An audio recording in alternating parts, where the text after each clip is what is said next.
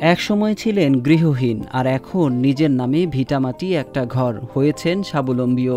লালমনিরহাটের 4টি উপজেলায় প্রধানমন্ত্রীর কার্যালয়ের আশ্রয়ন প্রকল্পের ঘর বদলে দিচ্ছে এখানকার মানুষের জীবন। কবে উঠছেন এই ঘরে? এই যে রোজার আগে। আপনার ফ্যামিলি পরিবারে কে কে আছে? আমার পরিবারে আমার মেয়ে একটা, ছেলে একটা। ও, আগে কোথায় ছিলেন? আগে ছিলাম চরে, নদী ভাঙ্গে এখানে আসছি। ও, এখানে কতটুকু জায়গা দিছে? 200? 2 শতক। আর এই ঘর দিছে, এখন কেমন লাগে? আগে তো ঘর ছিল এখন না। আগের চেয়ে ভালো আছি। ভালো আছেন? হ্যাঁ। এমনিতে কোনো সমস্যা আছে এখানে? না না, কোনো সমস্যা নেই। মেয়ে কি বিয়ে দিয়ে দিচ্ছেন? একটা মেয়ে বিয়ে দিছি আর একটা মেয়ে আছে।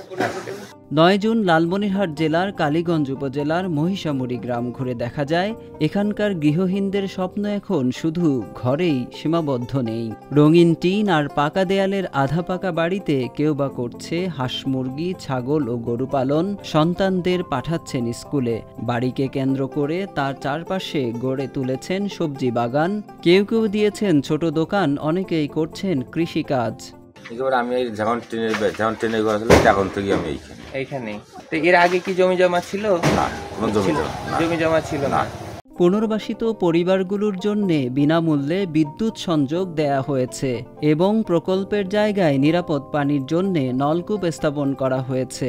প্রার্থনা ঘর, কবরস্থান, পুকুর এবং অভ্যন্তরীণ যোগাযোগের জন্য রাস্তা দিয়ে আবাসন প্রকল্পগুলোকে সহজতর করা হয়েছে।